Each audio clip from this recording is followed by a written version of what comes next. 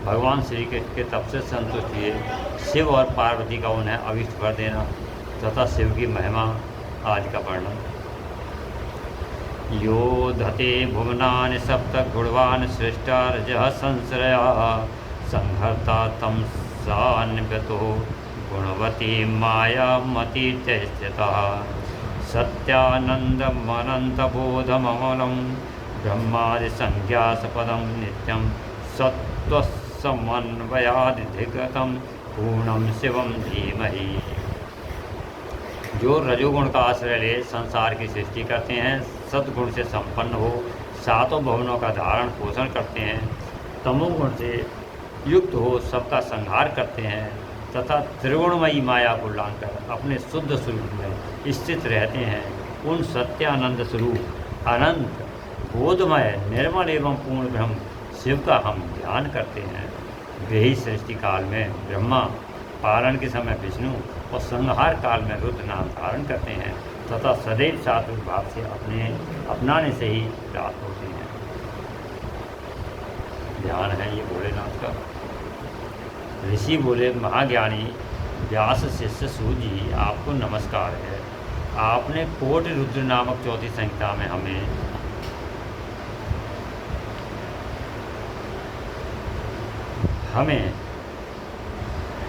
सुनाई। अब उमा संहिता के अंतर्गत नाना प्रकार के उपाख्यान से जो परमात्मा साम सदाशिव का चरित्र है उसका वर्णन करें। सूजी ने कहा, शौनक आदि ऋषियों, भगवान शंकर का मंगलमय चरित्र परम दिव्य एवं भोग और मोक्ष को देने वाला है। तुम लोग प्रेम से इसका श्रवण करो।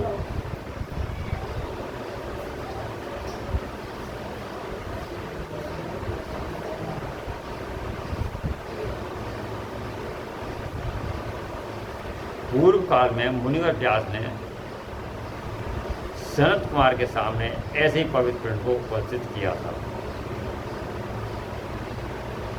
इसके उत्तर में उन्होंने भगवान शिव के चरित्र का गान किया था। सनत कुमार ऋषियों ने उस समय पुत्र की प्राप्ति के निमित्त श्री कृष्ण के हिमवान पर्वत पर जाकर महर्षि उपमन्यु से मिलने और उनकी बात बताई हुई पद्धति के अनुसार भगवान शिव की प्रार्थना के लिए तप करने में मतलब कि उन्होंने भोलेनाथ का, भगवान श्री कृष्ण पुत्र की प्राप्ति है भोलेनाथ का तप करना चाहा तो हिमवान पर्वत पर, अच्छा हिमाचल पर्वत से जा करके उपमन्यु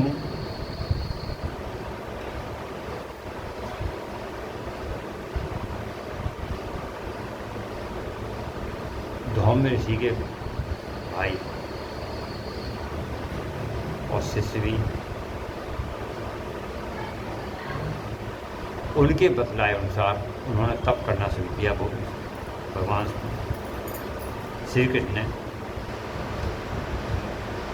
उनके तप करने से प्रसन्न होकर पार्वती, कार्तिकेय तथा गणेश से शिव प्रकट हुए और श्री कृष्ण के द्वारा उनकी स्तुति पूर्वक वर दान मांगने को कथा सुनाकर संत कुमार जी ने कहा, श्री कृष्ण का वचन सुनकर भगवान भाव उनसे बोले, वासुदेव, तुमने जो कुछ मनोरथ किया वह सब पूर्ण होगा। मतलब जिस कार्य के लिए तुमने तप आज किया, जो मनोरथ किया, कार्य किया, वो आपका अवश्य संपूर्ण होगा। इतना कहकर त्रिशूलधारी भगवान से पुनः बोले, हे यादवेंद्र, तुम्हें सांब नाम से प्रसिद्ध एक महापराक्रमी बलवान पुत्र प्राप्त होगा। सांब श्री कृष्ण का पुत्र होगा सांब। एक समय मुनियों ने भयानक संवर्तक सूर्य को शाप दिया था। संवर्तक यानी प्रलंकर सूर्य को शाप दिया कि तुम मनुष्य योनि में उत्पन्न होगे। सूर्य को श्राप दिया था किस समय से कि मनुष्य योनि में प्राप्त होगे। तो ये मनुष्य योनि में जो शापित थे सूर्य, अतः वे संवर्तक सूर्य ही तुम्हारे पुत्र बनेंगे आगे, जिनका नाम सांब होगा। इसके सिवा जो जो वस्तु तुम्हें अभिष्ट हैं वह सभी तुम प्राप्त करोगे। संत कुमार जी कहते हैं, इस प्रकार परमेश्वर शिव से संपूर्ण गुणों को प्राप्त करके श्री कृष्ण वेद प्रकार की बहुत सी स्तुतियों द्वारा पूर्णतः उन्होंने भोलेनाथ को संतुष्ट किया। तदंतर भक्तवत्सला गिरिराज कुमारी शिवा ने प्रसन्न हो उन तपस्वी से भक्त महात्मा वासुदेव से कहा। माता पार्वती बोली, परम बुद्धिमान वसुदेव नंदन श्री कृष्ण, मैं तुमसे बहुत संतुष्ट हूँ। अनघ, तुम मुझसे भी उन मनोवांछित वरों को ग्रहण करो जो भूतल पर दुर्लभ है, यानी इस मनुष्यों में जब पृथ्वी पर दुर्लभ है, उन वरों को मुझसे भी ग्रहण करो। भोलेनाथ ने तो आपको दिया ही, अब मैं भी आपको कुछ देना चाहती हूँ। श्री कृष्ण ने कहा, देवी, यदि आप मेरे इस सत्य तप से संतुष्ट हैं और मुझे वर दे रही हैं, तो मैं ये चाहता हूँ कि ब्राह्मणों के प्रति कभी मेरे मन में द्वेष न हो। ब्राह्मण के प्रति कभी द्वेष न हो। मैं सदा द्विजों का पूजन करता रहूँ। मेरे माता पिता सदा मुझसे संतुष्ट रहें। मैं जहाँ कहीं भी जाऊँ, समस्त प्राणियों के प्रति मेरे हृदय में अनुकूल भाव है। आपके दर्शन के प्रभाव से मेरी संतति उत्तम हो। मैं सैकड़ों यज्ञ करके इंद्र आदि देवताओं को तृप्त करूँ। सहस्त्रों साधु सन्यासियों और अतिथियों का सदा अपने घर पर श्रद्धा से पवित्र अन्न का भोजन कराऊँ। भाई बंधुओं के साथ नित्य मेरा प्रेम बना रहे तथा सदा संतुष्ट रहूँ। जो संतुष्ट रहेगा तो उसका तो सारे कार्य फिर किसी बात का अभाव ही नहीं है, और संतुष्ट नहीं है, संतोषी नहीं है, तो कितना ही सब कुछ हो, हमेशा उसको आप बना रहेगा। संत कुमार जी कहते हैं, श्री कृष्ण का ये वचन सुनकर संपूर्ण अभीष्टों को देने वाली सनातनी देवी पार्वती विस्मित हो उनसे बोली, वासुदेव, ऐसा ही होगा। आश्चर्य की होगी। अब इसमें सारी चीज़ आ गई। तो बोला, और स्वयं भी नारायण थे, वो स्वयं भी नारायण उन्हीं के अंश थे, तो उनके सब कुछ ऐसा ही होगा जो आप चाहते हैं, तुम्हारा कल्याण हो। इस प्रकार श्री कृष्ण पर उत्तम कृपा करके उन वरों को देकर पार्वती देवी तथा परमेश्वर दोनों वहीं अंतर्धान हो गए। तदनुसार केसी हंता श्री कृष्ण ने मुनिवर उपमन्यु को प्रणाम करके उनसे वर प्राप्ति का सारा समाचार बताया। फिर उपमन्यु को सारी बात बताई जो उनसे निर्देश के अनुसार ही तप किया था। उपमन्यु के अनुसार जैसा उन्होंने बताया था, तो उसके बारे में बताया कि जो आपने बताया उस हिसाब से हमारा तप पूर्ण हुआ, और सारा कुछ उनसे पूरा बता। तब मुनि ने कहा, हे जनार्दन, संसार में भगवान शिव के सिवा दूसरा कौन महादानी ईश्वर है, तथा क्रोध के समय दूसरा कौन अत्यंत दुसह हो उठता है। महायशस्वी गोविंद दान तप शौर्य शिष्टता में शिव से बढ़कर कौन है। अतः तुम शंभु के दिव्य ऐश्वर्य का सदा श्रवण करते रहो, उनका चिंतन करते रहो निरंतर। तदंतर उपमन्यु द्वारा शिव की महिमा, उपमन्यु ने उनके लिए बहुत सारी शिव के बारे में उनकी महिमा बताई है और उनके गुणगान किया है। सुनने के बाद मुनीश्वर को नमस्कार करके वसुदेव नंदन केशव मणिवन सब का स्मरण करते हुए द्वारकापुरी को चले। वापस वहाँ से फिर अपने उनको पहले उनसे सारा उनकी महात्म सुना और महात्म से उनको चिंतन किया और फिर अपने द्वारकापुरी को।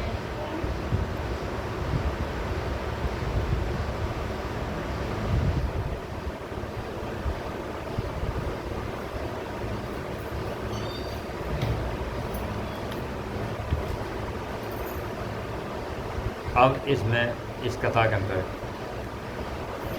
जो हम पाप आदि करते हैं, तरह तरह के पाप करते हैं, उन पापों का संक्षिप्त वर्णन संत कुमार जी कहते हैं, हे व्यास जी, जो पाप परायण जीव महान नरक के अधिकारी हैं, उनका संक्षेप में परिचय दिया जाता है, उसे सावधान सुनें।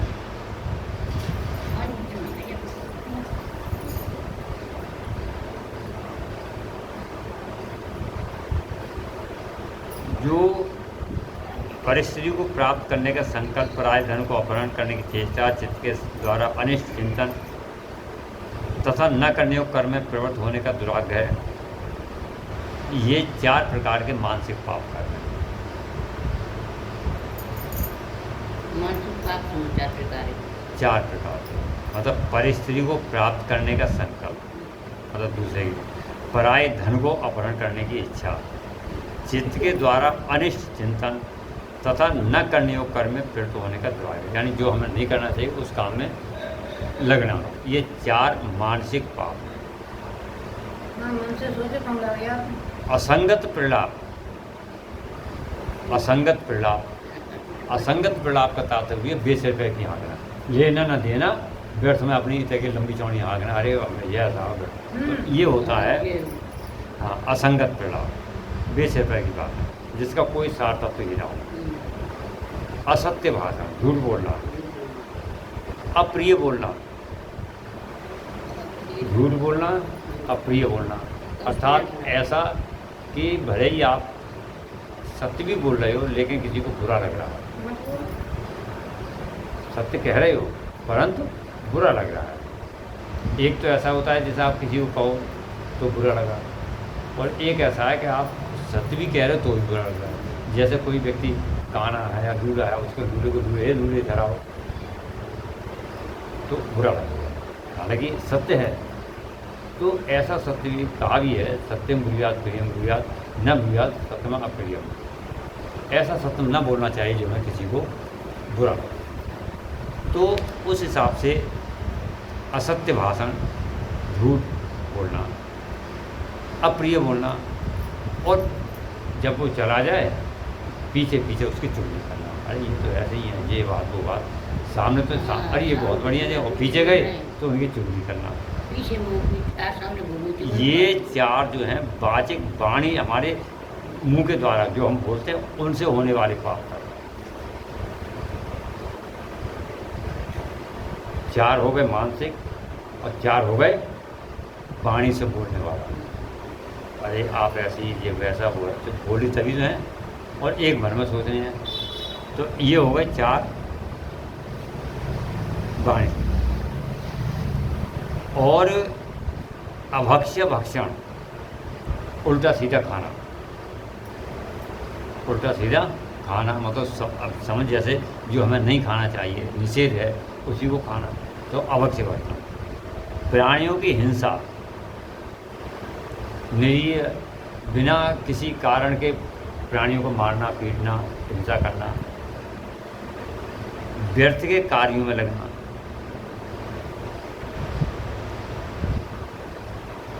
जिसका कोई अर्थ ही ना निकले उस कार्य को करना, मतलब अपने को लगा देना, दूसरे के धन को जबरदस्ती हड़प लेना। ये 4 प्रकार के शारीरिक पाप हैं, मतलब शरीर से करने वाले। इस प्रकार ये 12 पाप या कर्म कहे गए हैं जो मन, वाणी और शरीर, इन 3 साधनों से संपन्न होते हैं। यानी हमारे द्वारा 3 तरह से पाप किए जाते हैं, और प्रत्येक पाप 4 प्रकार का है, तो 12 तरह के पाप हो गए, मन से, वाणी से और शरीर से। जो संसार सागर से पार उतारने वाले महादेव से द्वेष करते हैं, वे सब के सब नरकों में, समुद्र में गिरने वाले हैं। उनका बड़ा भारी पातक लगता है। जो शिव गान का उपदेश देने वाले तपस्वी की, गुरुजनों की, पिता, ताऊ आदि बड़े अपने से बड़े लोगों की निंदा करते हैं, वे सब नरक आदि में जाते हैं। ब्रह्मचारा, मदिरा पीने वाला, स्वर्ण चुराना, गुरुपत्नीगामी तथा इन 4 से संपर्क रहने वाला 5वीं श्रेणी का जो पापी हैं, वे सब के सब महापाप ही कहे गए हैं।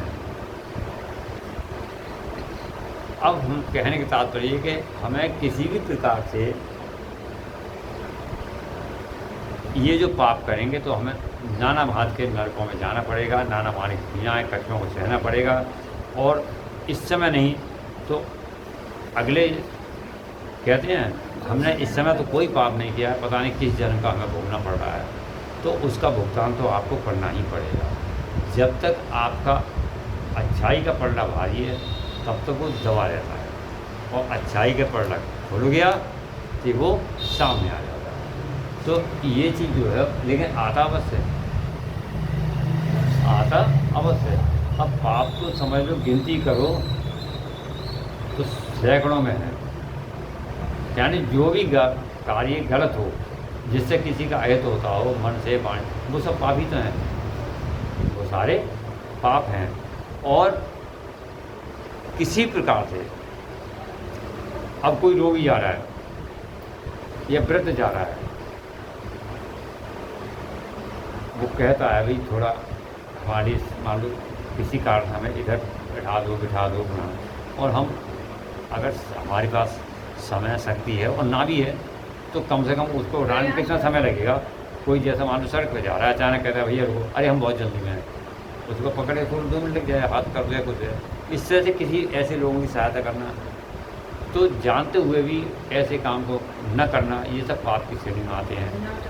और अब कहते हैं अरे हमने तो कुछ नहीं मारा, किसी की हत्या नहीं की, न करने पर भी रात और दिन हम चलते फिरते हैं, कार्य करते हैं, जना कितनी चीड़ी कीड़े मकोड़े मरते हैं हमसे, वो सब पाप ही तो हैं न करने में, और सब ये शरीर से होते हैं। तो ये पाप, तो इनका परिणाम तो हमें भुगतना ही पड़ता है।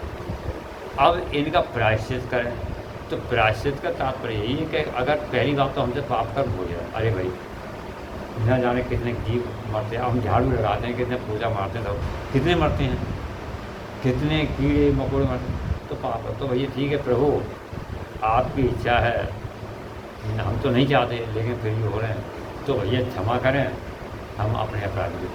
तो इस तरह उनसे प्रायश्चित को अपना स्मरण रखें कि हाँ भाई गलती हुई है।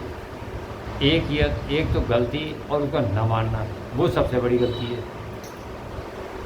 एक तो गलत काम करना, और फिर गलत काम को कोई कहे भाई तुमने ये गलत किया, तो उसके बाद उसको अरे मुझसे हम तो गलत भाई कैसे गलत कर दिया, किया नहीं, मतलब गलत कहते चोरी और सीना चोरी।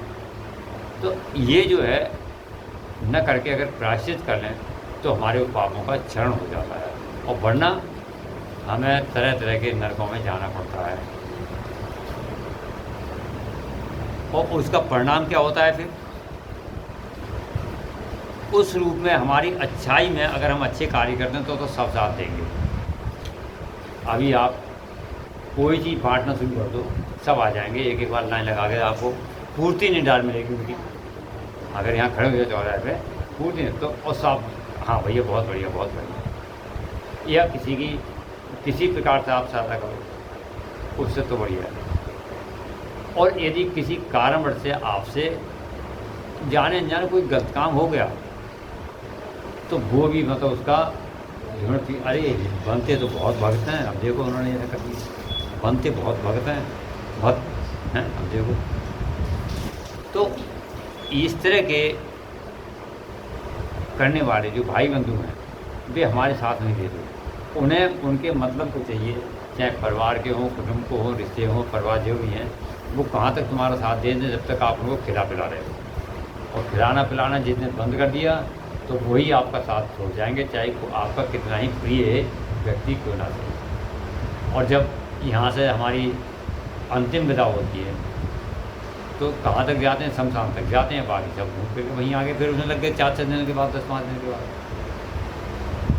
तो कोई भी तुम्हारे साथ नहीं जाता है, और जाता कौन है साथ, जो बाद में भी वो तुम्हारे किए हुए कर्म, यानी चाहे अच्छे कर्म हैं या बुरे, वो तुम्हारे साथ जाते हैं, वो नहीं पीछा छोड़ते। अच्छा करोगे तो अच्छे जाएंगे, बुरे करोगे बुरे। अब इसमें जो कार्य फल कहाँ मिलता है, अब सभी कह देते हैं भैया स्वर्गवासी हो गए, अब क्या मानो स्वर्गवासी हो क्या हो, ये तो वही आ रहा है। इस प्रकार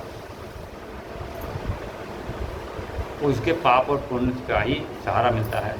जो औचित्य की सीमा को लांघकर मनमाना कर वसूल करे, दंड दे, ऐसे राजा भी नरक में जाते हैं। ये नहीं कि राजा है और मतलब वो राजा सब कुछ माफ़ है, राजा ठीक है वो राजा है, पर व्यर्थ में यदि किसी को सताए और दंड दे तो वो नरक का भागी बनता है। वे उसका कार्य है राज्य सुचारू रूप से चले, किसी को भय ना हो, चोर डकैती ना हो, किसी को कोई सताए नहीं, ये राजा का कार्य है। और जिस राजा के राज्य में इस तरह की सारी बातें होती हैं तो उसका पापी तो वही होता है, उसका अधिकारी वही होता है।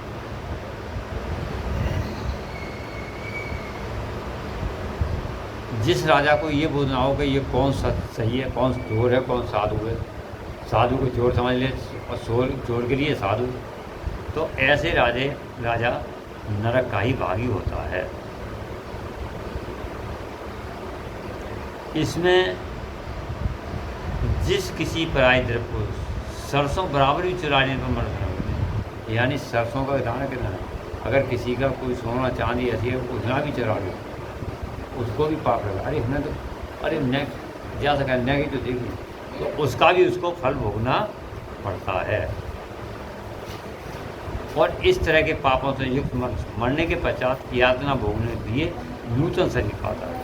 मतलब यातना ये शरीर तो नहीं आ जाता, जो नूतन या सूक्ष्म शरीर है वो प्राप्त करता है और उस शरीर के लिए वो सारी यातनाएं भोगनी पड़ती हैं, जिसमें संपूर्ण आकार अभिव्यक्त रहते हैं। इसलिए किए हुए पाप का प्रायश्चित कर लेना चाहिए। जहाँ तक संभव हो हमें उस प्रायश्चित को कर लेने में ही हमारी अच्छाई है। अन्यथा 100 करोड़ कल्पों में भी बिना भोगे हुए पाप का नाश नहीं हो सकता। 100 करोड़ कल्पों को बार बार जन्म लो, पुनर्जन्म, बार बार मरना, बार बार जीना,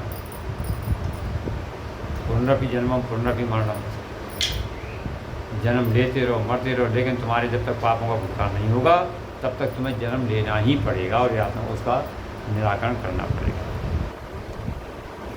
और जो मन वाणी शरीर द्वारा स्वयं पाप करता है या दूसरे से ही करा ले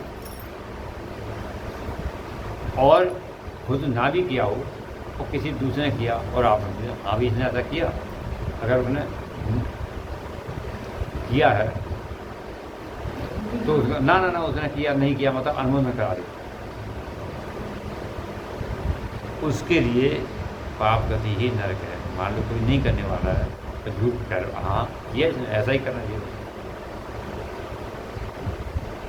तो उसको भी फल मिलता है। तो इस प्रकार ये 12 प्रकार के पाप कर्म बताए गए थे, 4 मानसिक, 4 वाणी के द्वारा और 4 इस शरीर के द्वारा। कुल 12 प्रकार के पाप ये गलत कार्य हैं और उनके द्वारा हमें नरक यातना भोगनी पड़ती है। और नरक यातना भी आप देखो अब तो कलयुग है, मरने के बाद किसने देखा है कि कहाँ क्या हो रहा है ये सारे इस समय, लेकिन कुछ प्रमाण आपने अपने आंखों से स्वयं यहाँ देखोगे कि यहाँ का यहीं उसको फल मिल रहा है। महसूस करे कोई या ना करे, फल उसका यहीं पर मिल। ऐसे ऐसे उदाहरण हैं।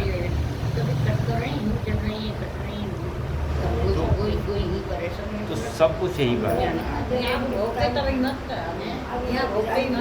और इसके बावजूद यदि रह गया तो आगे भोगेगा। आपने किसी का 10 लाख रुपया कर्ज ले लिया,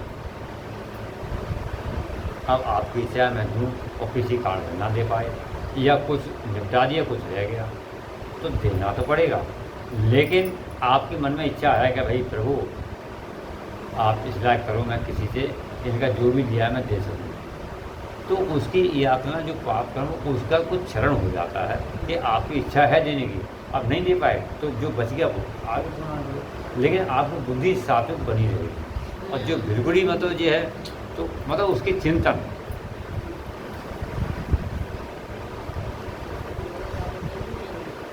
इसी प्रकार जब उसमें मन संत महाराज जी कहते हैं हे व्यास जी, तो 4 प्रकार के पाप बताए थे, 4 4 12 प्रकार के 4 प्रकार के पापों से यमलोक में जाते हैं मनुष्य। 4 प्रकार के यमलोक अत्यंत भयानक और भयंकर है। वहाँ देहधारियों को विवश होकर जाना पड़ता है, आराम से कोई जाएगा ही नहीं। अगर कोई किसी को मार दे, मारे पीटे दंडित करे और पुलिस आए पकड़ के ले जाए तो आराम से जाना चाहेगा वो, पहले तो भागेगा, मैंने तो पकड़ा ही नहीं किया। जहाँ तक अपनी क्षमता होगी भागने की कोशिश कर भाग में, लेकिन जब दौड़ करके पकड़े जाते हैं पीछे गए तो विवश होकर जाते हैं, आराम से कोई थोड़ी जाते हैं। तो वहाँ पर सभी को जाना पड़ता है, ऐसा कोई प्राणी नहीं जो यमलोक में न जाए। इसका विचार करो, अपने कर्मों का फल प्रत्येक को भोगना पड़ता है। जो जीवों में शुभ कर्म करने वाले सौम्य चित्त दयालु हैं वे सौम्य मार्ग से यमपुरी के पूर्व द्वार को जाते हैं। जो यमपुरी में तो सब जाएंगे। देखिए, यमराज और धर्मराज एक ही व्यक्ति का वो है भाई। जो अच्छे कार्य करता है उनके लिए यमराज हैं और कोई धर्मराज हैं, और जो गलत कार्य करते हैं उनके लिए यमराज हैं। व्यक्ति वही है। तो इस प्रकार से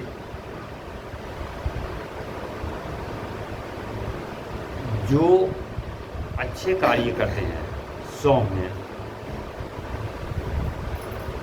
चित्त और दयालु प्रकृति के होते हैं, वे सौम्य मार्ग से यमपुरी के पूर्व द्वार को जाते हैं। जो यमपुरी का जो पूर्व द्वार है उससे प्रवेश करते हैं। और जो पापी पाप कर्म पारायण, दान आज से रहित हैं, कुछ दिया लिया ही नहीं या कुछ दे ले रहा है उसको भी मतलब झेड़ते रहते हैं, वे भयानक दक्षिण मार्ग से, जो दक्षिण की तरफ का द्वार है उससे जाते हैं।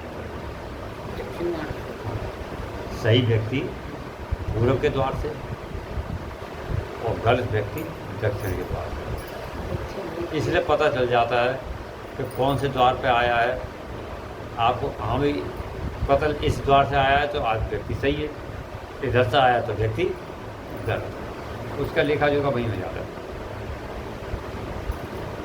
इसके बाद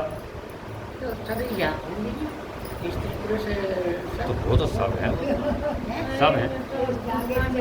मृत्यु लोक से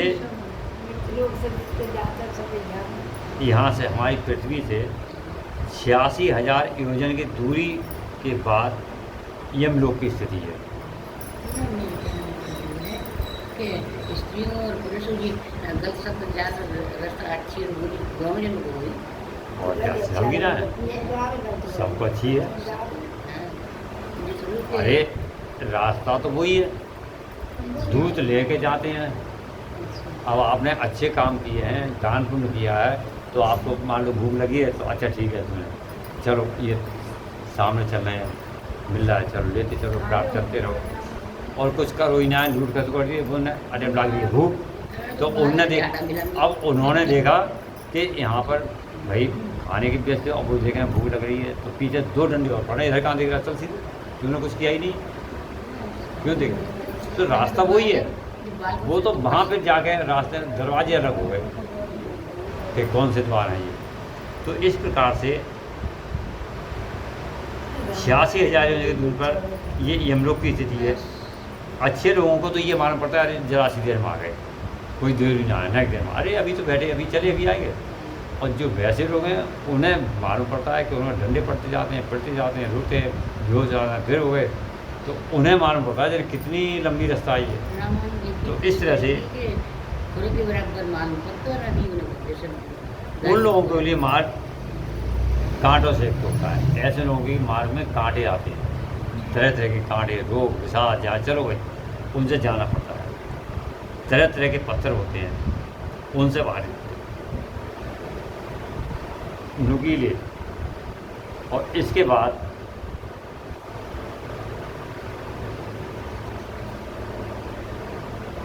नाना भांत कष्टों का वर्णन करते हुए संत बाजी ने आगे कहा, हे ब्यास जी, और जिन्होंने कभी दान नहीं किया वे लोग ही इस प्रकार दुख उठाते हैं। सुख की याचना करते हुए उस मार्ग पर जाते हैं जिन्होंने पहले से ही दान रूपी पाथे अर्थात राखर्च ले रखा है। अब तुम कहीं जाओ तीर्थ यात्रा में तो भैया खर्च करने को पैसा चाहिए ना चाहिए। अब पैसा कुछ हो ना तो घूम फिर आ जाओ, आत्मा में दम है तो घूम फिर आ जाओ, खर्च करने को कुछ है। और यदि आपने पैसा ले रखा है तो आपकी इच्छा हो रही है जो चीज़ ले लो, तो वो रुपया पैसा तो संग में जाता ना है। रुपया पैसा क्या है, वहाँ का रुपया पैसा जैसे एक समझ लो, हमारे देश का रुपया अमेरिका में नहीं चलेगा, हमें वहाँ की मुद्रा में बदलना पड़ेगा। अमेरिका हमारे बदल करके वहाँ का रुपया लेना पड़ेगा, वहाँ का रुपया यहाँ नहीं चलेगा। वहाँ का रुपया यहाँ जब आता है तो यहाँ की सरकार बदल के उसके बदले में पैसा देती, तब यहाँ चलता है। ऐसे ही जो हमारा सत्कर्म रुपया है वो वहाँ का बाहर का सत्कर्म, जो हमारा रुपया क्या है वहाँ, तो वहाँ पर जो रुपया चलता है यहाँ का दान कर्म किया हुआ वो रुपया वहाँ चलता है, तब आपको मिलेगा वहाँ पास है। जो रास्ते का जो हमारा जो दान खर्च है वो समझ लो हमारा बैंक बैलेंस हो रहा है। अरे बैंक में तो रुपयों की खान है, कोई कितना ही ले आओ, 1 करोड़ ले आओ आप, 1 करोड़ ले आओ, लेकिन कब हमारा उसमें खाता ही ना है तो हमें एक पैसा ना मिले तो हम पूरे सुबह से लेकर शाम तक बैठे रहें, मिलेगा ना मिलेगा। और आपको है तो जितना आपका इकट्ठा है उतना आपको मिलेगा, उसके बाद आपको भी ना मिलेगा, तो वो तो हर किसी की बात है। तो ये हमारा जितना दान पुण्य करेंगे उतना हमारी प्राप्त होगा। तो इस तरह से हाँ राघट है, और वे सुख पूर्व यात्रा करते हैं। और जो इसके विपरीत पापी कष्ट उठाते हैं वो प्रेतपुरी में पहुँचते हैं, और उसके बाद उनको प्रेत लोगों में पहुँचा के यमराज को सूचना दी जाती है, और उनकी आज्ञा अनुसार फिर उन पापियों को यमराज के आगे ले जाकर खड़े करते हैं। हाँ भी लाओ, बंदी बुला के लाओ, आ गए पकड़ के ले आए, चलो उनके सामने ले जा कर के फिर उनके शुभ कर्म आदि जो लेखा जोखा है वो देखते हैं। जो कर्म आदि करने वाले हैं, जो शुभ कर्म अच्छे कर्म करने वाले हैं, तो उनके लोग यमराज उनका स्वागत करते हैं। उनका आओ, आपके स्वागत सत्कार है, कोई साधु पुरुष आएगा आप स्वागत करोगे, दरवाजे पर आ गया, किसी भी अच्छा व्यक्ति है, साधु पुरुष हैं, उनका आप स्वागत करेगा, आइए बैठिए। और कोई आ गया मतलब उपरंग आदमी भिखारी या कोई भी चीज़, तो ज़्यादा जाओ उसको चलो भी छोड़िए जाओ, उसको थोड़ी कहोगे चलते हुए आप भी बैठे तो भी उसको पैर ढाने का जो है, तो उसके लिए ऐसे ही जो अच्छे लोग हैं उनका यमराज के यहाँ स्वागत होता है। बाध्य अर्घ का निवेदन करके बर्ताव का सम्मान करते हैं, आइए बैठिए बताइए, ये देखिए यमराज द्वारा अच्छे लोगों का आना जाना है। और ये जो है गर्द लोग हैं तो उनके लिए धर्म उस रूप से बर्ताव किया जाता है। और कहते हैं कि वेदोक्त कर्म करने वाले महात्माओं, आप लोग धन्य हैं जिन्होंने दिव्य सुख की प्राप्ति के लिए पुण्य कर्म किया। आप लोग दिव्यांगनाओं के भोग से भूषित संपूर्ण मनोरम पदार्थों और निर्मल स्वर्ग लोक में जाइए। उनको कह दिया जाता है आप स्वर्ग में जाइए, और जो वैसे लोग हैं उनको कह दिया है इनको उसमें जाओ, नरक में जाओ। उनके लिए वे पूरे वो धर्मराज रूप है उनका, और उनका भयानक रूप दिखाई देता है। जैसे कहते हैं अब तो कोई मरने वाला हो, जल्लाद दिखाई दे रहे हैं, ये तो बहुत दिखाई दे रहे हैं कि जल्लाद जो फांसी देते हैं, तो वो चीज़ उनको बड़े लोग देखते हैं। और ऐसे लोग उसी विकराल रूप होता है, केस ऊपर को उठे रहते हैं, दाढ़ी मूछें बड़ी होती हैं, ओठ ऊपर की फड़कते रहते हैं, 18 भुजाएँ होती हैं, कुपित तथा काल कोयले जैसे ढेर के दिखाई देते हैं।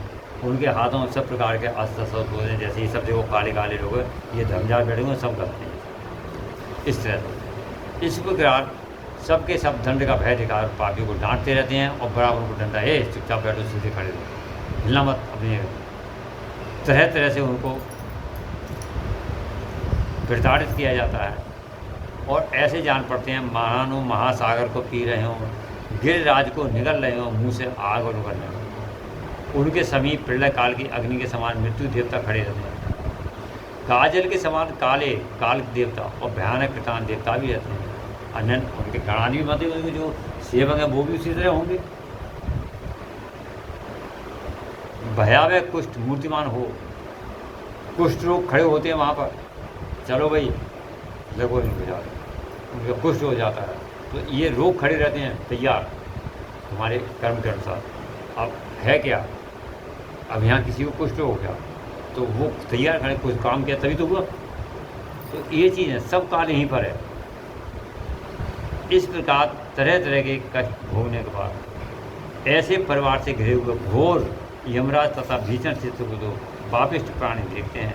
यमराज उन पापियों को बहुत डांटते हैं, और भगवान चित्रगुप्त धार्मिक वचनों द्वारा उन्हें समझाते हैं। इस तरह से उनको संत कुमार जी कहते हैं, इस प्रकार जो यमदूत हैं पापियों को अत्यंत तपे हुए पत्थर पर बड़े वेग से दे मारते हैं। अब जब उनको यातनाएं होती हैं, पत्थर गर्म हो रहा है, पकड़ा और मारा उसको पड़े। इस तरह से उनसे जैसे पेड़ों को गिरा देते हैं, उससे गिरा कर मार मार के गिराते हैं। तरह तरह के लोग हैं, नरक समुद्र में डालते हैं। पृथ्वी के नीचे नरक की 7 कोठियाँ हैं। हमारी पृथ्वी है ये बीच में, 7 नरक पृथ्वी के नीचे हैं और 7 ही लोग हैं नीचे हैं। तरल तरातल पाताल बितर सुतल, ये 7 लोग नीचे हैं और 7 ही नरक हैं पृथ्वी पर। और जो 7वें तल के अंत में घोर अंधकार के भीतर स्थित है, उन सब की 28 कोठियाँ हैं। जो 7वें तल के नीचे है, 7 सबसे नीचे वाले, उसकी 28 कोठियाँ। पहली कोटि घोरा, दूसरी ये सुघोरा, जो उसके नीचे तीसरी अति घोरा, चौथी महाघोरा, 5वीं घोर रूपा। इस तरह नाना भांति की इनकी कितनी है? 28 कोटि। 28 कोटि इतने नरक हैं। और मतलब इतने, और उन सब कोटियों के नाम बताए। उनमें प्रथम रौरव नरक, रौरव जहाँ देहदारी रोने लगते हैं। महारौरव पीड़ा से, तो महान पुरुष भी रो देते हैं, इसका शीत और उष्ण नामक नरक। फिर सुघोर, रौरव सुघोर तक आदि के 5 नायक माने जाते हैं। इसके बाद सुमहाई तक्षण संजीवन महातम आदि, ये जितने नरक हैं, बहुत नरक दिए हुए हैं इसमें, तो जिनका कि आपको तो अगर देखी जाए तो उनकी यातनाएँ कितनी, आप समझ लो कि एक से बढ़कर एक हैं यातना देने के लिए। कभी आग में डाल दिया, कभी पानी ठंडे एकदम बर्फ़ वाले उसमें डाल दिया। अरे आप देख लो, खाना बनाते हैं, जरा सी अगर उंगली गलती से तवे पर लग जाए तो एकदम हाथ ऐसे झटका मार जाता है कि कितना मतलब जल गया। और जो बिल्कुल ही आग में आपको जीवित उठा के उसमें डाल दिया जाए, उसमें उठा के जीवित उसमें डला दिया जाए और फिर निकाल लिया जाए, मतलब मरने भी ना दिया जाए। एकदम डाला और फिर निकाला, फिर डाला और फिर निकाला, तब समझ क्या होगा। तो इससे तरह तरह की मतलब जो है, पानी में डाला निकाला, डाला निकाला, तो क्या है, हाथ पैर बंधे हुए हैं आपके, निकलने डाला निकाला। मतलब एक तो कहते हैं चलो भाई पीड़ा हो ही ज़्यादा, एकदम मर गए छुट गए, वो छुटने में उनको पीड़ा सब भुगतनी है। इस तरह 28 नरक और क्रमशः उनके 5-5 28 नरक हैं और उनके 5-5 नेता कहे गए हैं, नायक। 28 नरक को 5-5 28 कोटियों के क्रमशः रौरवाद 5-5 ही नायक बताए गए हैं। उपर्युक्त 28 कोटियों के लगभग 100 नरक माने जाते हैं और महान नरक कमंडल 140 नरकों का बताया गया है।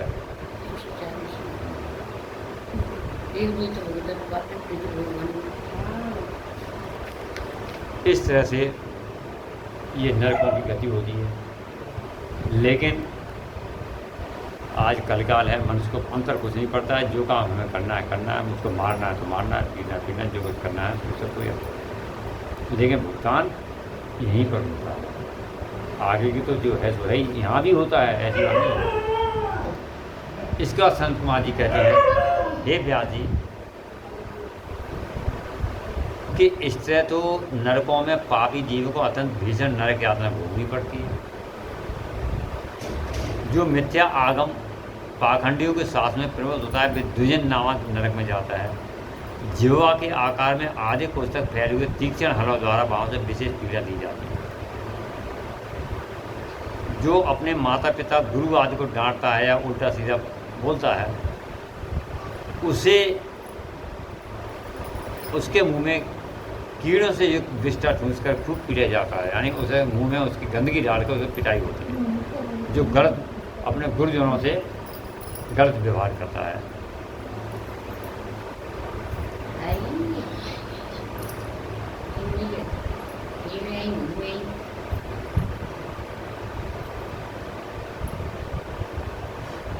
और जितने भी हैं कोई उनसे रहित नहीं होता।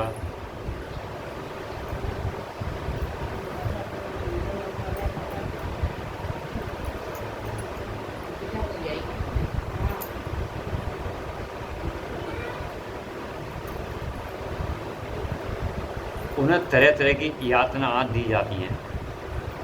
जो लोग देवता, अग्नि, गुरु तथा ब्राह्मण को अग्रभाग निवेदन किए बिना ही भोजन करते हैं। अग्रभाग का मतलब है पहले उनको निवेदन करो। भगवान का भोग लगाओ, अग्नि जमाओ, अपने से बड़ों को पहले खिलाओ। और गुरु हैं नहीं पास में हैं तो अलग है, और नहीं है तो उनका मानसिक भाई आप भोग लगाइए अपने से जैसे भी है। यदि ऐसा किए बिना भोजन करते हैं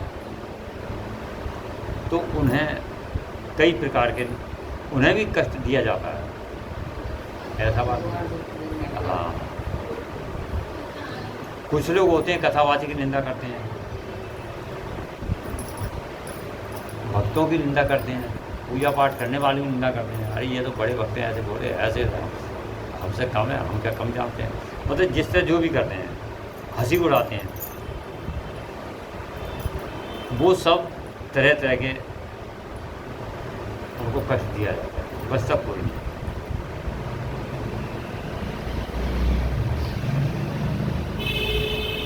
और जो धन रहते हुए एक तो वो होता है किसी की समस्या है, भाई हमारे पास है ही नहीं, इच्छा तो होती है हम भी बहुत सारा दान करें, लेकिन प्रभु ने इस लायक हमें नहीं रखा। और एक ऐसा है कि जिस पर कोठरियाँ भर सब कुछ है और फिर भी वो नहीं देना चाहता। कोई चंदा मांगने वाले आ गया तो आपके पास नहीं है तो आप तो मतलब 100 रुपये की पर्ची करवा दी, मतलब नहीं है, मतलब जो हमें दाल रोटी खा रहा है। और एक ऐसा है जिसका बहुत कुछ है, तो अरे 10 रुपये ले लो, मतलब अपनी सामर्थ्य के अनुसार ना रहें तो उसके हिसाब से दो। तो ऐसे लोग वो भी मतलब जो भले जब वैसे हैं लेकिन वो भी आपके भागी होते हैं। घर आए अतिथि का अनादर करना, ये सब अपने नरपाद में जाते हैं। जो कुत्ते गायों का भाग अर्थात बलि न देकर स्वयं भोजन कर लेते हैं, ये हमारे पिंडदान के समय आता है, तो कुत्ते और गौओं का भाग भी दो, उन्हें भी खिलाओ। कितने हाँ होते नहीं ऐसे।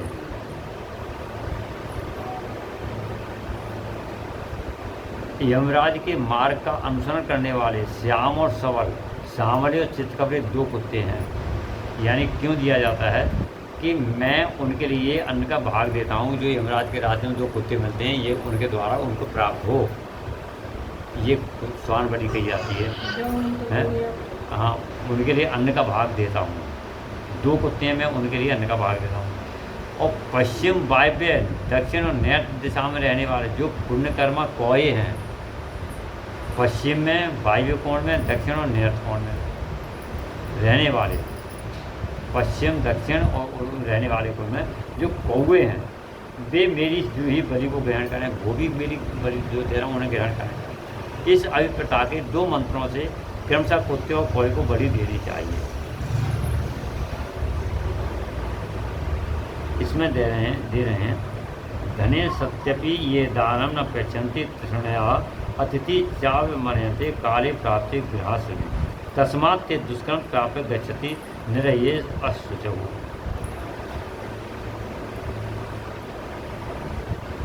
ये हैं उनको जो न देने वालों के लिए मंत्र, और जो देते उनको इन मंत्र से देना चाहिए।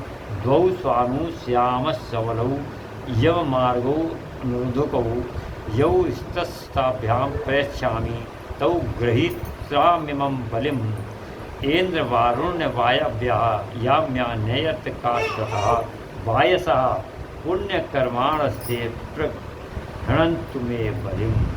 मतलब इन मंत्रों को समझ करके, मतलब मंत्र जो भी है ये तो पता है कि मंत्र के द्वारा इनको बलि देनी चाहिए, जो हमारी बलि को ग्रहण करें।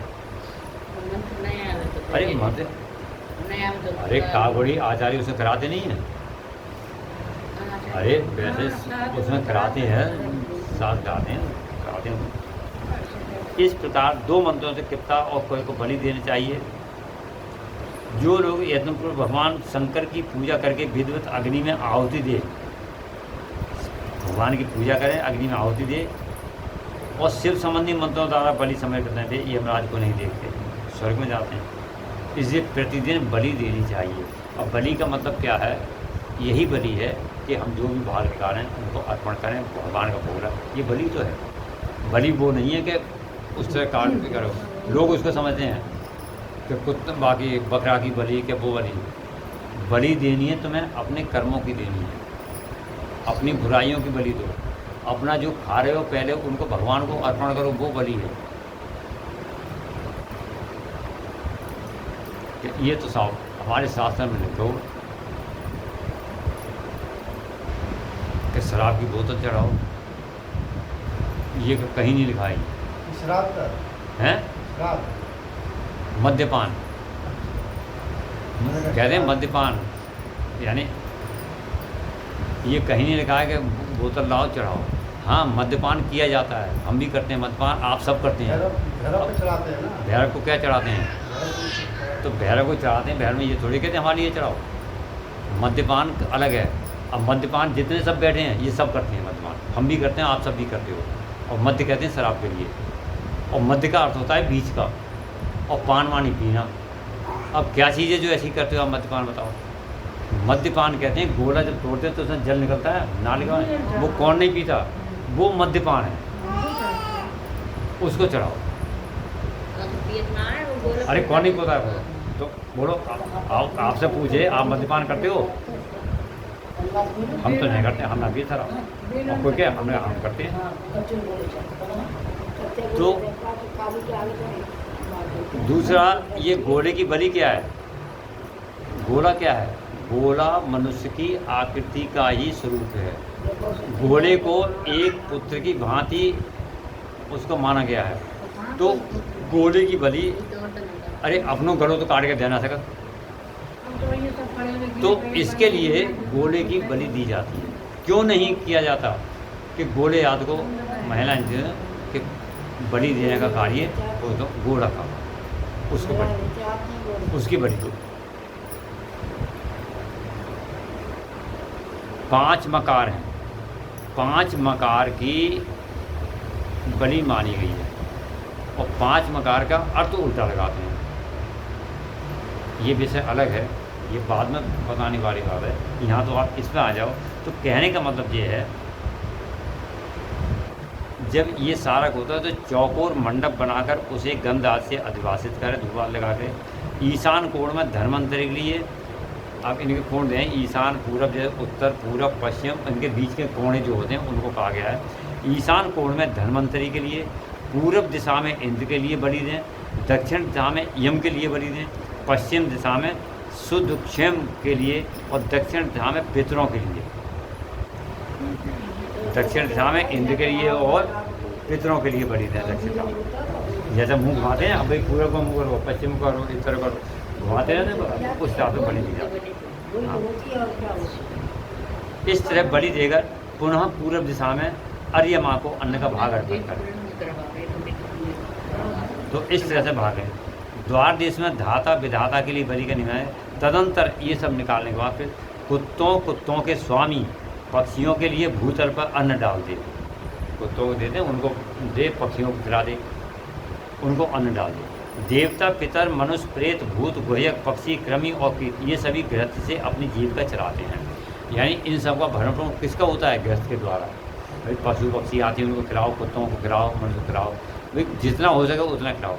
इनका कोई खेती बाड़ी थोड़ी हो रही है, तो इस तरह डालते हैं। देवता, पितर, मनुष्य, प्रेत, भूत, गुहयक, पक्षी, कृमि यानी कीट और कीट, ये सभी गृहस्थ से अपनी जीविका चलाते हैं। स्वाहाकार, स्वधाकार, भ्रष्टाकार तथा हंसकार, ये धर्ममयी धेनु के 4 स्तर हैं। ये हमारी धर्म की जो धर्मरूपी गाय है, इसके 4 स्तन अर्थात धन है। ये क्या नाम है इनके? स्वाहाकार, स्वधाकार, भ्रष्टाकार और हंसकार, ये 4 इन धनों के नाम हैं जो हमारी धर्ममयी गाय है। और ये धर्ममयी धेनु के 4 स्तन हैं। अब 4 स्तनों से जो दूध निकलता है उसका पान कौन करता है?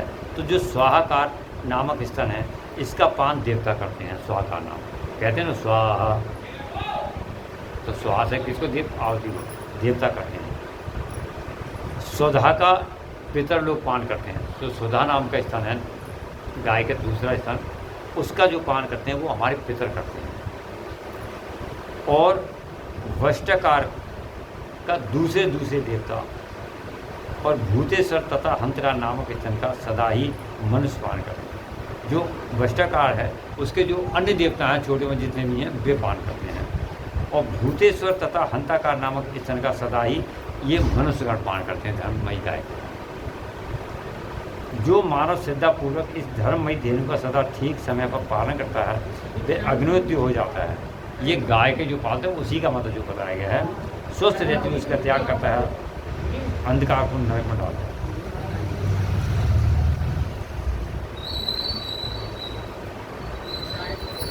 इसलिए उन सबको बलि देने के पश्चात इन सबको खिलाने पिलाने के बाद द्वार पर खड़ा हो क्षण भर अतिथि के पेटा करे।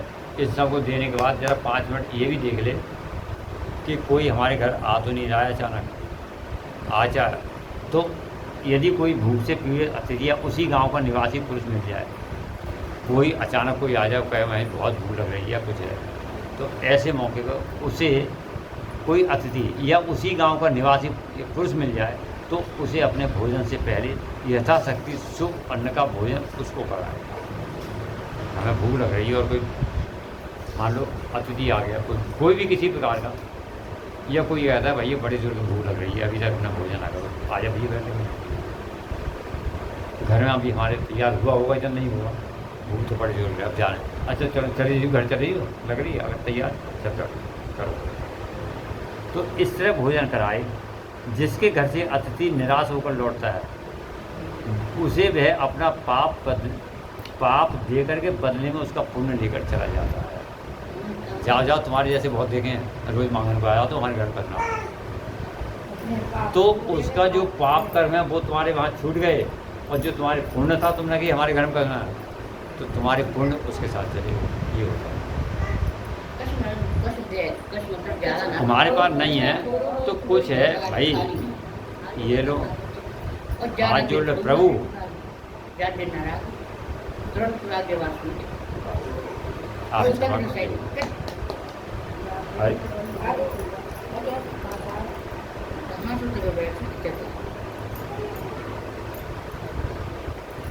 प्राप्त हुए और जो आपको प्राप्त हुआ अन्न है उसकी कभी निंदा ना करें और न किसी तरह उसको फेंके।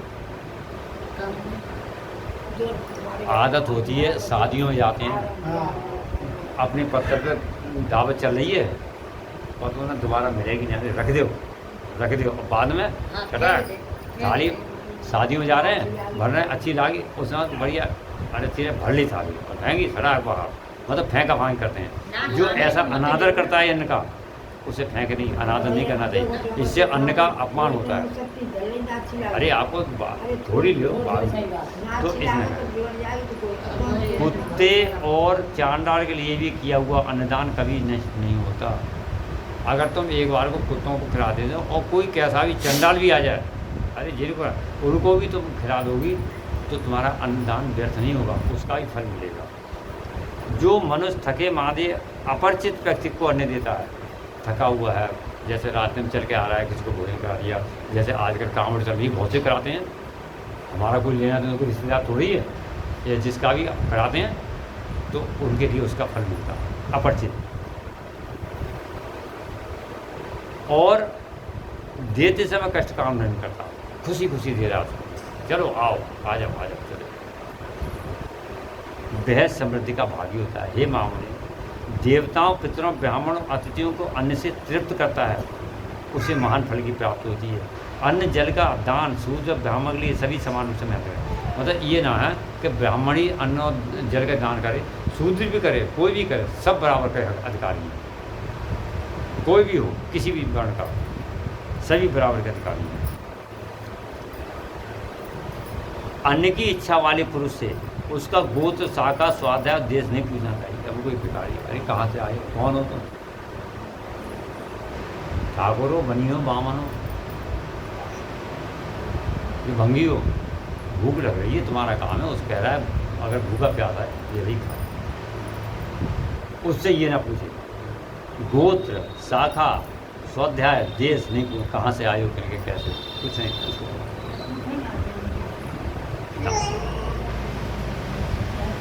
भोजन कराते समय किसी ना अन्न साक्षात ब्रह्मा है। अन्न क्या है? अन्न साक्षात ब्रह्मा है और अन्न साक्षात विष्णु और शिव है। अन्न साक्षात त्रिदेव हैं ये, तो इनका छोड़ने से अपमान होता है।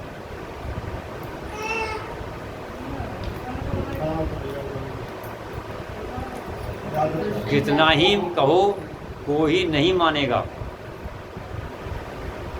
जल का मतलब किसी भी जो हमारी उपयोग में आने वाली वस्तु उपयोग करो, लेकिन अब अनुपयोग मत करो, दुरुपयोग मत करो। और हर घर में आजकल देखिए कथाएं होती हैं, आचार्य बहुत ही सुंदर सुंदर बातें बताते हैं, और लेकिन कुछ बातें ऐसी हैं सबको ध्यान देना चाहिए और कुछ अपने मन से भी सीखना चाहिए। इन कथाओं का असर जब भी होता है, कथा तो पढ़ लो, लेकिन सत्संग क्या है, अब जैसे कुछ चीज़ें हैं, झाड़ू लगा दी ऐसे ऐसे करी घर के आगे, तो इधर को गया उधर को गया उधर को गया, मतलब अपने घर से ऐसे किए और सबको लगा दिया। अरे एक तुम लगाते ला रहे हो, उधर से साइड से लगाओ और अपने आप इकट्ठा करो, आगे उधर डाल दो, दूसरे का आगे तुम फैलाओ। दूसरी बात, पानी आपके घर में है, ये देखो राजस्थान में जाके जहाँ पीने को तरसते हैं लोग एक एक बूंद को, और तुम्हारे यहाँ पानी सड़कों धुलती हैं, गोबर धुलाई जाते हैं, उससे गाय भैंस कहते हैं वो सब पाइप लेके खड़े होते हैं। और ये मैं कहूँ कि मेरे घर की बात है, तुम्हारे घर किसी व्यक्ति विशेष की नहीं है। अगर गांव में 100 समरसेबल होंगे, समर करो, तो सबके घर में यही स्थिति है। मैं तो ये कहता हूँ। एक अरे बता रहे हैं, ऐसी बिजली है, आप लाइट चल रही है, उसका उपयोग करो।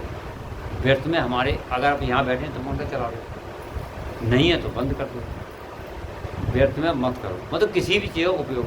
अब अन्न है, ऐसा होता है, देखा गया है कि सड़ जाएगा तुम्हारे घर में, है कुछ हो जाएगा, मांगने पे भीख मिल जाएगी, आटा फेंक दिया जाएगा, अगर 4 रोटी बच गई तो गाय के उनके आगे बना के दिया जाएगा। और ये भैया लगभग हर घर की स्थिति है, किसी व्यक्ति विशेष या किसी एक घर की स्थिति नहीं है, बहुत कम है जो इसको समझते हैं। तो मैं तो कहूँ दुरुपयोग मत करो, अन्न का उपयोग करो किसी भी चीज़ का। अब ये त्रिदेव हैं, अन्न, जल, ब्रह्मा, विष्णु, आत्मा है। जल कौन है? वरुण देवी तो है। ये ज़्यादा समय नहीं है, 20 साल और 25 साल पहले की कुएँ चलते थे, कुएँ में कितना पानी रस्सी आती थी, 40 लीटर। नल लगते, जब इस समय कुएँ थे तो नल लगे, नल में कितना एक पाइप लगता था, 20 फुट पानी आ जाता, 10 फुट बाद में फिर 20 फुट, मतलब पानी लगने का 20 फुट कुछ 10 फुट पे पानी, फिर 15-20, अब 70 फुट का पानी है। 100 फुट पे है। अरे 70, अब 100।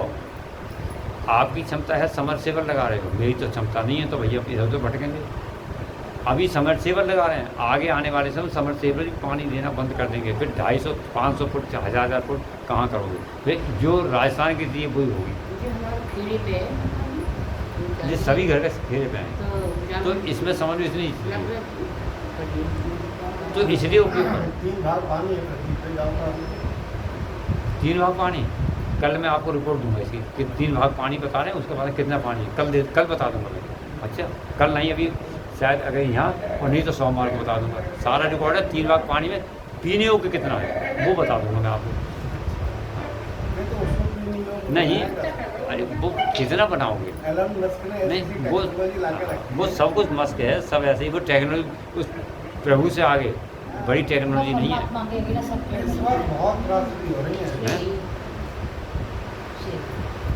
सब कुछ रोक लिया हमने, हम पहले से इंतजाम कर रहे हैं, भविष्यवाणी हो रही है, क्यों नहीं रोकी आपने? जो उत्तराखंड में हुई थी एकदम, जब सब कुछ है।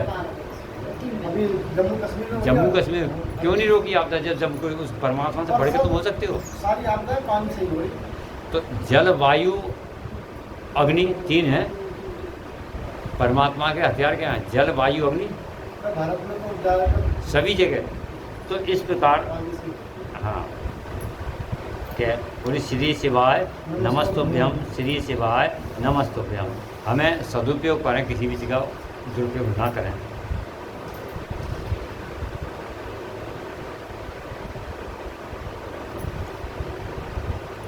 ये तीर्थदेव हैं, इसलिए अन्न के समान दान न हुआ है और ना ही होगा। अन्नदान से बढ़कर कोई दान न है और ना होगा।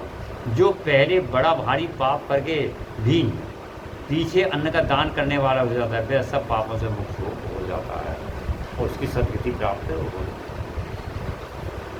और अन्न, जल, घोड़ा, गौ, वस्त्र, सैया, छत्र, आजासन, इन 8 वस्तुओं के दान यमलोक के लिए उत्तम माने गए।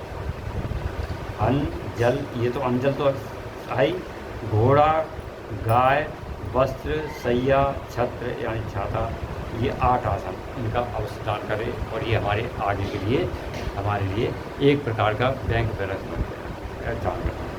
इस प्रकार दान विशेष से मनुष्य विमान पर बैठकर धर्मराज के नगर जाता है, इसलिए सबको दान करना चाहिए। ये हम लोग के मार्ग में दान देने से क्या मिलता है, क्या करना चाहिए, ये आपको इसमें पता चल गया।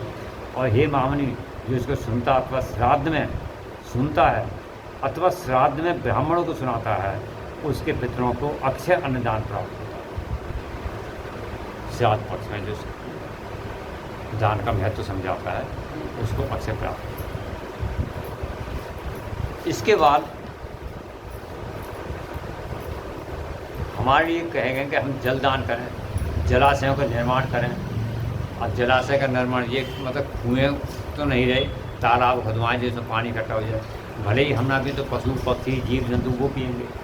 जहाँ तहाँ नल लगवाएँ जितनी सामर्थ्य है, जहाँ खाली भूमि पड़ी है पेड़ लगवाएँ, लगवाएँ, दोनों काम करें। हम काट तो बड़ी जल्दी रहे हैं, सड़क पर जाते हैं बहुत देर मिलते हैं, अरे मुफ्त के पेड़ लगे हुए हैं, जल्दी से काट लाओ जाके, कभी लगाओ, कभी लगा के देखा तुमने? इस तरह से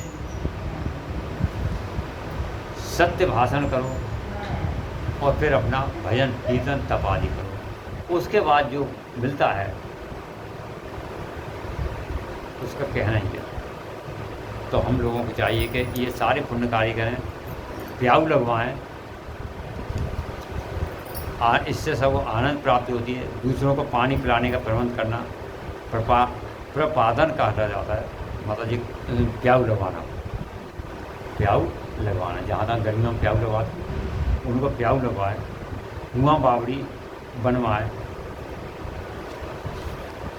कुएँ खुदवाते समय कुआं जब खुदता है, जब कुएं में पानी निकल आता है तो उसका जो पापी खुशबू होता है, उसका पानी निकलने से आधा पाप उसका छीन हो जाता है।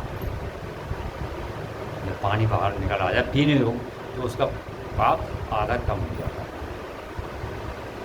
तो बहुत मतलब जो है सही है। अब कुएँ तो रहे नहीं तो नल तो है नहीं,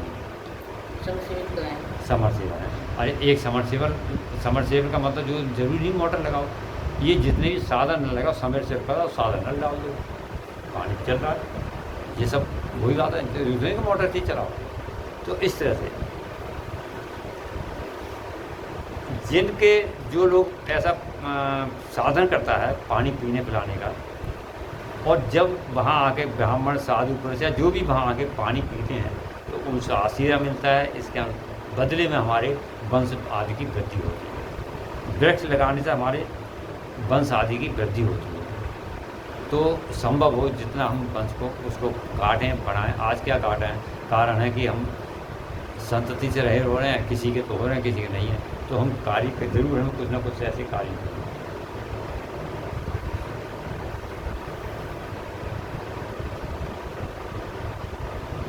तो उसे और इसका ये भी कहते हैं, जिसने कुआं खुदवाया या तालाब आदि बनाया, जलाशय बनवाया, उसके अगर अनिवार्य रूप से पानी गर्मी के मौसम में पानी रुका रहता है तो उसे कभी संकट की प्राप्ति नहीं होती गर्मी के मौसम।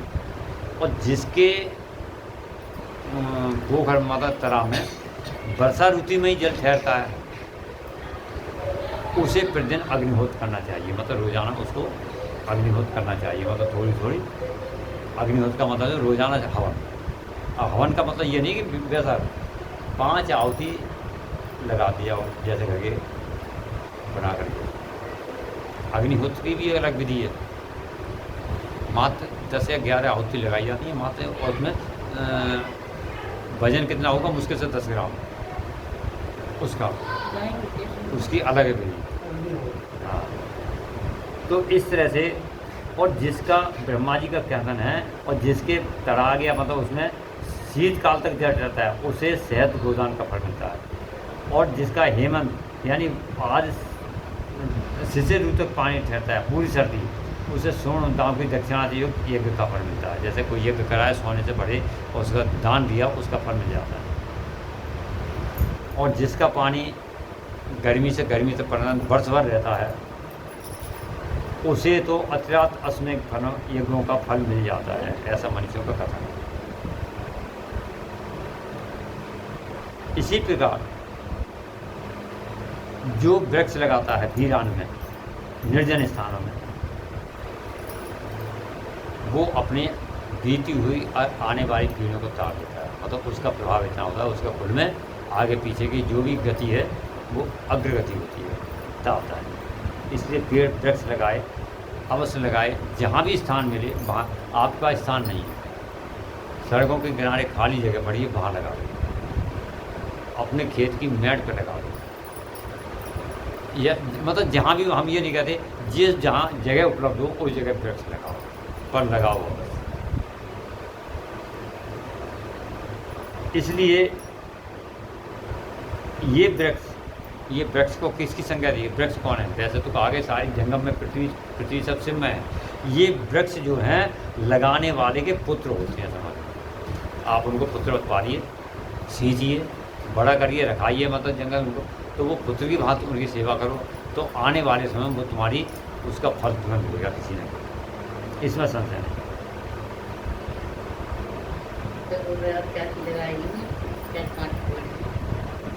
प्रत्येक को लगाना चाहिए इस तरह से, क्योंकि सत्य के ऊपर ही पृथ्वी टिकी हुई है और सत्य ही में ही सब कुछ प्रतिष्ठित है और सत्य में ही सारा कुछ समाहित है। तप, यज्ञ, पुण्य, देवता, ऋषि, पितरों का पूजन, जल और विद्या, ये सब सत्य पर ही तो रुके हुए हैं। सबका आधार सत्य है। ओमकार भी सत्य ही है। सत्य से वायु, सत्य से ही सारे कार्य होते हैं। इस प्रकार हमें चाहिए कि अच्छे कार्य करते हुए सत्य बोलें,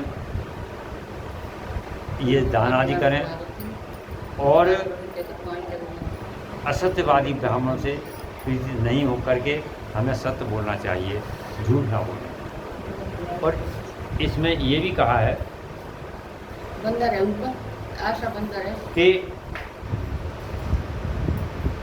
यदि झूठ नहीं बोलना चाहिए, लेकिन ये भी क्या है, यदि कोई सच्चा व्यक्ति किसी संकट में है, उसके प्राण संकट में है, सत्य व्यक्ति, और तुम्हारे झूठ बोलने से उसके प्राण बच रहे हैं, तो ऐसा झूठ बोलने में भी बुराई नहीं। कोई अच्छा साधु व्यक्ति किसी कारण संकट में है, उसके प्राण संकट में हैं, और आपके कहने से, आपके झूठ बोलने से उसका प्राण संकट बच जा रहा है, तो वो फिर झूठ नहीं रहता, उसका भी उसका परिणाम इस तरह से। तो सभी हमें सत्य ही बोलना चाहिए। इस प्रकार सत्य, दान, तप आदि उन्होंने बताया गया है कि तप से भी सारा कुछ, और तप से तो हम फिर जितने असुर सुर देवता सब तप करके जिन्हें क्या क्या प्राप्त कर लेते हो, सब तप की मैं तो पहले चली कुर्सी निकलवा कुर्सी।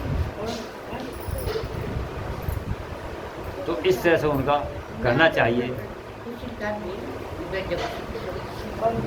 और जितने भी देवता हैं सभी तप करते हैं, तभी तो सृष्टि का पालन करते हैं। भोलेनाथ हमेशा तप यानी उसमें लगे रहते हैं, साधना में। ब्रह्मा मतलब नारायण अपनी शेष सैया पर मतलब ध्यान मग्न रहते हैं, और ब्रह्मा जी अपने कमलासन में करते हैं। उनको शक्ति तभी तो मिल रही है। और ये शक्ति जो हम लोग करते हैं, यज्ञ आदि हवन, जो इससे जो उनका सूक्ष्म रूप से अग्नि के द्वारा सुहाग जाता है, वो उन देवताओं को प्राप्त होता है। तो इससे हमारी तो तप सारा ये, और तपस्या के बल से ही रुद्र संहार करते हैं। इस प्रकार तप के प्रभाव से ही शेष अशेष भूमंडल की धारणा करते हैं।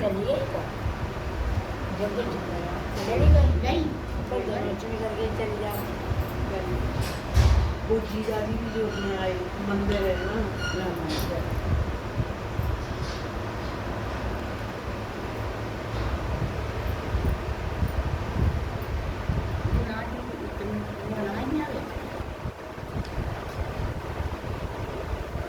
संत कुमार जी कहते हैं, कहने के तात्पर्य ये है कि हमें गलत कार्यों से बचना चाहिए और पुण्य सत्य कार्य करने चाहिए। यथासंभव दान आते हैं, जलदान की व्यवस्था करें, अन्य कार्य करें, गलत कार्य न करें। सम्मान नहीं मिलेगा। देख लिया आज कथा सब दान भी कराई, और कथा सब दान भी कराई, पापिन की अच्छी प्रभु राम ने मारा। खरदूषण नाम के बहुत राक्षसी हैं और आज के युग में है प्रदूषण। उस समय खरदूषण थे तो अकेले राम ने, प्रभु राम ने, और आज है प्रदूषण। और प्रदूषण का वध जभी होगा जब हम सब मिल के प्रयास करेंगे, वरना प्रदूषण का कोई, और प्रदूषण का प्रभाव क्या है, ये जो देख रहे हो, कहीं आती बारिश और कहीं हो ही नहीं रही है, कहीं कुछ है, कहीं सूखा, ये सारा इसी का कारण है। तो ये सब हम जब करेंगे जब हम सब मिल करके, इसमें सभी को हाथ बटाना चाहिए। जैसे उस प्रभु के आगे सारे नेट फेल हैं आपके। कभी आपने अभी देखा होगा, नेट बताता है बारिश से वहाँ खूब धूप निकलती है, अरे परसों देख रहे हैं, और कभी यहाँ से वो तो नेट कहता है कि आज धूप निकलेगी, उस दिन खूब बारिश होती है। तो क्या ये, अरे उस प्रभु से कोई बच गया है, उसकी माया को कौन जान पाता है, नहीं मानता। तो प्रदूषण से मतलब ये है कि हम अगर जो संकल्प कर रहे हैं यहाँ पर, और साथ में जो बता है कि एक तो हम जो भी चीज़ ला रहे हैं, ये सबसे बड़ा प्रदूषण है हमारी, जो गंदगी फैलाना, इसको रोके। कैसे कि जो पन्नी आती है, हम घर की पन्नी घर में ही नष्ट करते हैं, आगे जला के कूड़े में ना फेंकें। इसको अगर कथा सुनने का तात्पर्य यही है, ये आचार्य लोग इस बात को नहीं बताते, मैं तो कहता हूँ इसके पन्नी जो भी ला रहे हो, यूज़ कर रहे हो, तो आती है भाई, वो तो बंद होगी नहीं क्योंकि फैक्ट्रियाँ चल रही हैं। तो कम से कम घर में आप सामान लाए और फिर उठा के कूड़ेदान में फेंक दो, कूड़ा जाके वहाँ सड़क पर फिर जाता है और सड़क से उड़ के घर को जाता है। तो उस पन्नी, वैसा कूड़ा जाए वो गल सड़के पड़ा, पन्नी को अपने घर में नष्ट कर दो, जला के ख़त्म कर दो। लेकिन कोई नहीं करता इसको। कथा सुनने का कोई इधर से सुनी, इधर से बाहर, जला के पन्नी खत्म हो जाती है। अरे कम से कम कुछ तो अंतर पड़ेगा। अरे हम ये नहीं कह रहे, पहले इतना कचरा था, कचरा तो बहुत कम निकलता है भाई। तो इसमें फिर ये नहीं कि मैं कर रहा हूँ तो मेरे काम से हो जाएगा, तुम कर तो नहीं होगा, सभी हैं। तो फिर हमने ये भी देखा कि पन्नी में डाल के बांधा, गाय उनको खाती देखी गई हैं, जिनको गौ माता कहते वो सब। तो क्या है ये, अरे हम उनके प्रभु के लिए उन्होंने कहा ऐसा करो, हम उसके पे भी चल रहे हैं, तो इसका परिणाम तो भोगना ही है। आज जम्मू कश्मीर फट गए, कल को बादल यहाँ फटेंगे, बादल तो नहीं फटेगा, लेकिन बारिश मूसलाधार होगी कि उसमें त्राही त्राही मच जाएगी। जरूरी ना, बादल तो कहीं भी फट सकते हैं। नहीं, ये पहाड़ी क्षेत्र में ही होता है, मैदानी क्षेत्र में नहीं होता, मैदानी क्षेत्र में बादल नहीं, कभी नहीं। लेकिन हाँ, उसके जैसे कहते हैं, एक जो मृत्यु और एक मृत्यु के समकक्ष से कष्ट, तो बादल वहाँ पड़ते, तो बादल फटने के समान ही यहाँ बारिश इतनी हो जाएगी, तुम्हें यहाँ से लेके एक कदम का दिखाई ना दे, इतनी तेज बारिश। तो उसमें बहा देगा वो। 2022 में वैसे अच्छा मैं यही मंडे के टाइम पे, तो सारे कुछ ये है, और 2022 में बहुत लोग खत्म है, तो सब कुछ सही है। तो इस तरह से बहुत लोग खत्म है। ये हमें करना चाहिए। आज का प्रदूषण खत्म करने के लिए, खरदूषण को त्रेता में, और प्रदूषण के लिए अगर मानना है तो हमें सबको संगठित होकर ये प्रयास करना होगा, तभी हम गंदगी बचा सकते हैं। और हमारी जो तरह तरह की बीमारियाँ, वो हमसे बचेंगी। तरह तरह की बीमारियाँ हो रही हैं, अरे यहाँ से जाल रहे हो, दुर्गंध फैल रही, तो जो गैस बन रही है वो हमारे लिए, सबके लिए स्वास्थ्य को हानिकारक है।